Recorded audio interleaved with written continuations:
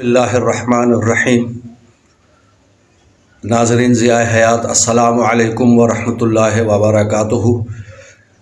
آپ کو معلوم ہے کہ گزشتہ روز میں نے اصحاب کہف کا واقعہ بیان کیا تھا، لیکن وہ حصہ اول تھا۔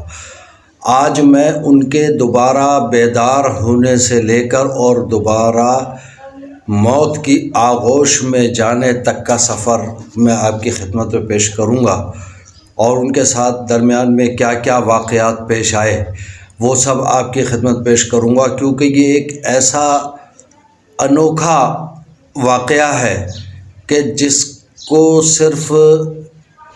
نہ صرف تفاسیر میں، احادیث میں، بلکہ خود اللہ تبارک و تعالیٰ نے قرآن میں اس کا تذکرہ فرمایا۔ تو لیکن جو تفاسیر کے ذریعے جو معلوم ہوئی ہیں چیزیں، ان کے اسماء گرامی بھی بتائے گئے ہیں۔ وہ اسماء گرامی یہ ہیں جس کا میں حوالہ دے رہا ہوں، جس کتاب سے میں نے نکالا ہے، وہ ہے طبرانی المعجم الاوسط، جلد 6، حدیث نمبر 9432۔ یہ دارالحرمین قاہرہ کی چھپی ہوئی کتاب ہے، وہاں سے یہ نام نکلے۔ حضرت ابن عباس غالباً اس کے راوی ہیں، انہوں نے اس کی تصدیق کی ہے کہ مجھے اس کے نام معلوم ہیں۔ ان کے 7 یا 8 افراد جو تھے، اور ان کے کتے کا نام بھی معلوم تھا انہوں نے جو نام بتایا، ایک ہے یملیخہ، مکسلمینا، مشلینا، مرنوش، دبرنوش، شازنوش، کعستتی، یونس، اور کتے کا نام ہے قطمیر۔ قطمیر کے حوالے سے آج بھی بہت مشہور چیز ہے کہ اصحاب کہف کے جو کتا ہے ان کی دعوت کی جاتی، کتوں کے خاص عمل ہوتا ہے۔ یہ میں پھر کبھی اس موضوع پہ جب عملیات کے موضوع پر آؤں گا تو اس میں آپ کی خدمت پیش کروں گا کہ کیا طریقہ کار ہوتا ہے اس کا۔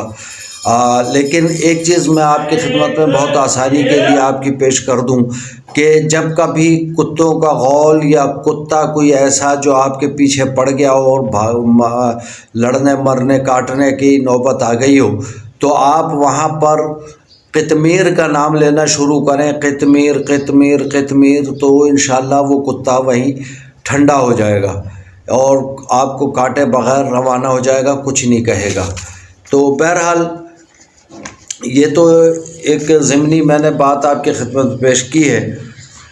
آج جو ہے میں اب آپ کی خدمت میں اس کے حوالے سے میں بات کروں گا کہ جو اصل واقعہ ہے ان کی، یعنی جاگنے سے لے کر اور ابدی نیند سونے تک کا واقعہ۔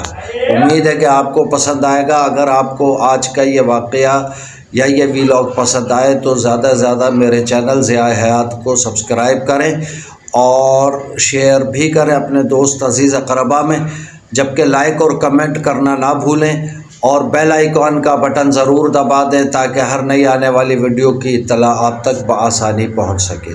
جزاکم اللہ خیرہ۔ کل اتنا تو آپ سن چکے ہیں کہ پھر جب ان کو اللہ نے بیدار کیا تو ان میں سے کسی ایک نے کہا کہ ایک اپنے دوست کو چاندی دی اور کہا کہ وہ شہر کی طرف جائے اور دیکھے کہ وہاں کون سا کھانا زیادہ عمدہ ہے، پھر وہ ہمارے پاس لے کر آ جائے کھانا، لیکن اسے یہ چاہیے کہ وہ نرمی سے کام لے اور ہرگز کسی کو ہماری اطلاع نہ دے۔ جب وہ غار سے باہر نکلا وہ شخص، وہ نوجوان، تو انہوں نے ایک باہر ایک بدلی ہوئی دنیا دیکھی۔ وہ شہر جو کبھی ظلم کا مرکز تھا اب ایمان اور انصاف کا مرکز بن چکا تھا۔ لوگ بازاروں میں امن و سکون سے رہ رہے تھے، بازاروں سے خوف کی فضا ختم ہو چکی تھی، ہر طرف اللہ کی وحدانیت کی گونج سنائی دیتی تھی۔ بہرحال جب وہ بازار پہنچا اور اس نے وہ پرانا سکہ دیا تو دکاندار کی آنکھیں حیرت سے پھٹی کی پھٹی رہ گئی۔ دکاندار نے کہا کہ یہ سکہ تو بہت پرانا لگتا ہے، یہ تمہیں کہاں سے ملا؟ جس پر اور اس نوجوان نے کہا کہ میں مطلب سمجھا نہیں، لیکن اس کے بعد بازار میں ایک شور مچ گیا، لوگ جمع ہو گئے کیونکہ اس نوجوان کا لباس اور گفتگو سب کچھ ماضی کی نشانی لگ رہا تھا۔ بات قاضی تک پہنچی۔ قاضی کے سامنے جب یہ سکہ رکھا گیا تو جیسے سچائی خود بول اٹھی۔ قاضی نے فوراً حکم دیا کہ سب لوگ اس نوجوان کے ساتھ غار کی طرف چلیں۔ جب وہ سب غار کے قریب پہنچے جہاں وہ نوجوان باقی ساتھیوں کے ساتھ کھڑے تھے، ایک نورانی سکون غار کے دہانے سے باہر پھیل رہا تھا۔ لوگ حیرت سے اس منظر کو دیکھ رہے تھے کہ یہ وہ لمحہ تھا کہ جب معجزہ مکمل ظاہر ہونے والا تھا۔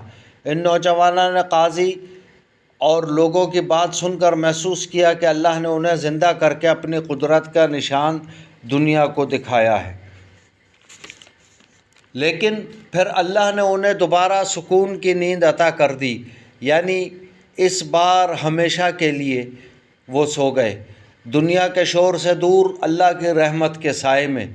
ان کی کہانی قرآن کا حصہ بن گئی تاکہ ہر انسان سمجھے کہ اللہ کی قدرت سے بڑھ کر کوئی قدرت نہیں، اور دل ایمان سے روشن ہو جائے تو پوری دنیا مل کر بھی اسے بجھا نہیں سکتی۔ اصحاب کہف اس دنیا سے چلے گئے، مگر ان کا چراغ آج بھی ایمان والوں کے دلوں میں روشن ہے، اور یہ کہانی ہر اس دل کے لیے ہے جو سچائی کے راستے میں ڈر محسوس کرتا ہو، یہ بتانے کے لیے کہ اللہ کے لیے قدم بڑھانے والے کبھی تنہا نہیں ہوتے۔ تو خواتین و حضرات، آج کا یہ اصحاب کہف کا واقعہ مکمل ہوا۔ دعا کریں کہ اللہ تعالی ہم سب کو ایمان پر اپنی زندگی گزارنے اور اسی پر ہی اپنا خاتمہ کرنے کی توفیق عطا فرمائے۔ امید ہے کہ آپ کو یہ واقعہ پسند آئے گا۔ کل کوشش کروں گا کہ کسی نئے واقعے کے ساتھ آپ کی خدمت پہ حاضر ہو سکوں۔ والسلام علیکم ورحمۃ اللہ وبرکاتہ۔